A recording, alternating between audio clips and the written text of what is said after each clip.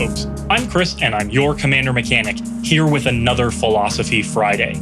All this season, we've been running a Deck Building 101 clinic ahead of the next season of Let's Do a Brew.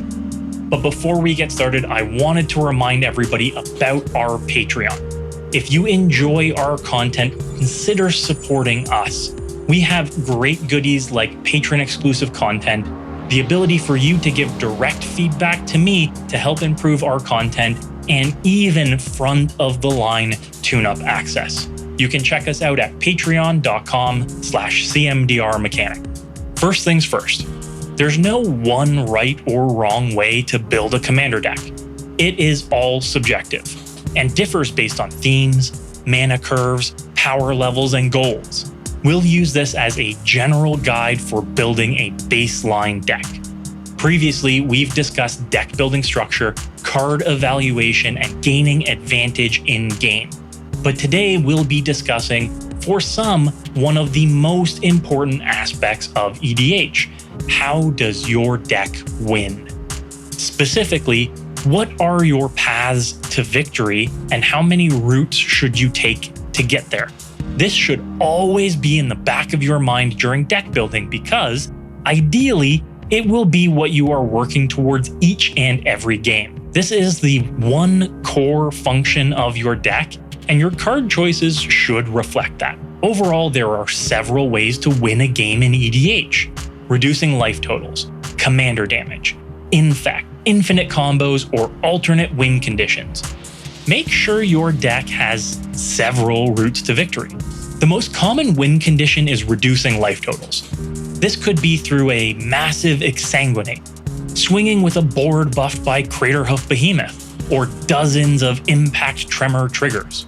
If this is how you plan to win, then make sure you have redundancy. If your creatures are all 1/1s or 2/2s, and the only way you have to make them bigger is a Craterhoof Behemoth, what happens when Craterhoof gets countered, or milled, or stolen?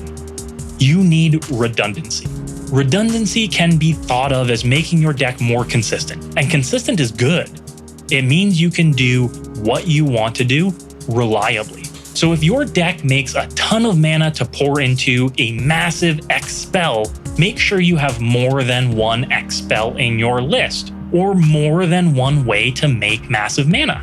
Exsanguinate can be paired with Torment of Hailfire, or Mind Grind, or Comet Storm to act the same way to close out the game. If your win condition is a combo, make sure you either have overlapping combo pieces or ways to search up particular pieces. You see this a lot in higher power games, where a combo is an efficient 2 cards, and each have redundant options, as well as every deck being packed full of tutors to find those pieces. That's what makes those decks so scary, so fast, and so consistent. Whatever you've decided your win condition will be, make sure you always have other options and routes to victory. Don't always rely on combat damage or commander damage to win a game. Because if someone ensures you're unable to attack through a Peacekeeper, Stonehorn Dignitary, or Sphere of Safety, well, you're essentially out of the game. And if your commander becomes prohibitive to cast, you can't rely on dealing commander damage.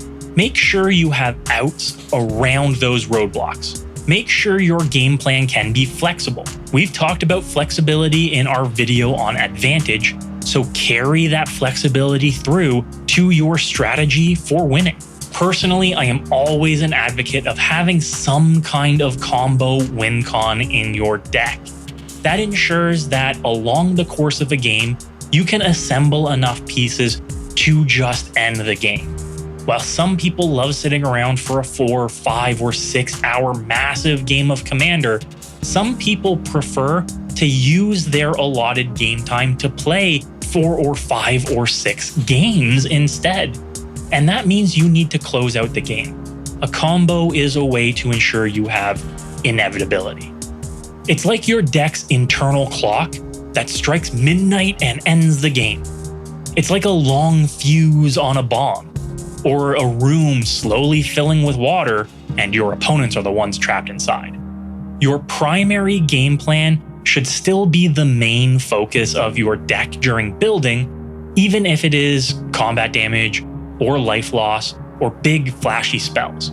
However, combos like Grave Titan and Ashnod's Altar with Nim Deathmantle can ensure that your deck can still win the game, even if your opponent shut down your primary route to victory. Remember that on paper, when building a deck, it looks straightforward. Your deck may want to suit up its commander and deal lethal commander damage as its primary strategy, but you need to remember that there are 3 other players actively trying to sabotage your carefully laid plans. Ensure your deck has the ability to pivot to the next line to victory. Remember, no plan survives contact with the enemy. Now, I know many of you are asking at this point, Chris, how many win conditions should I include in my deck? How many paths to victory are necessary? And I'm going to cop out here and say that's entirely up to you. Whether winning is your primary strategy or just having a good time is your primary strategy, that makes you scale up or down your routes to victory. Personally, I like the rule of 3s. Have 3 options to victory. Your primary, secondary, and tertiary routes, with your primary being the most efficient, your secondary being the next most efficient backup, and your tertiary being your emergency plan. So let's look at some examples.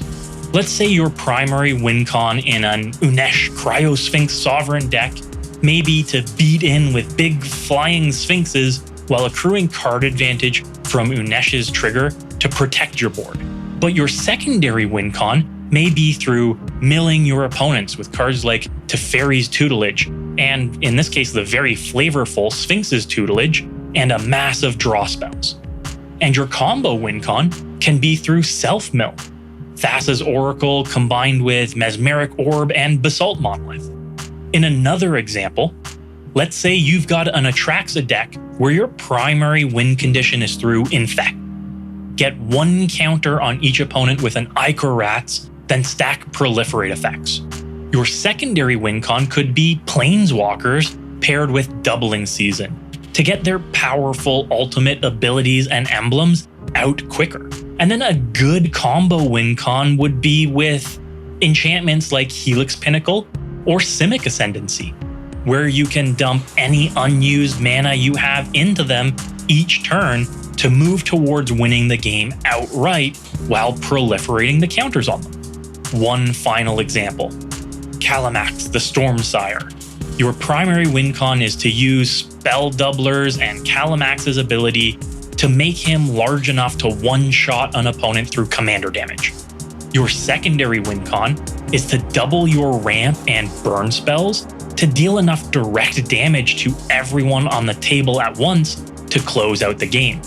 And your combo win con is to draw enough cards that the only card left in your library is a Nexus of Fate, which you can double and recur enough times to take infinite turns. In each of these examples, clear deck building decisions have been made to ensure that there are multiple routes to victory. I recommend you take a close look at your decks and really ask yourself, how does this deck win? If you don't have enough different answers, maybe it's time to go back to the drawing board. In the end, remember that Commander isn't always about winning. For many, Commander is about the social aspect of the game and just playing, and that's fine. But remember, games have to end eventually. Unless you like those 3 or 4 or 5 hour slogs, remember, have a win condition in mind and have a plan towards winning. Now that we've discussed the basic tenets of deck building, we've discussed our outlines for decks, we've discussed card evaluation, we've discussed strategy both in-game and during deck building. Next week, we're going to be doing a full deck build where I'll take you through my process of implementing these practically, and we'll come out of it with a full deck list.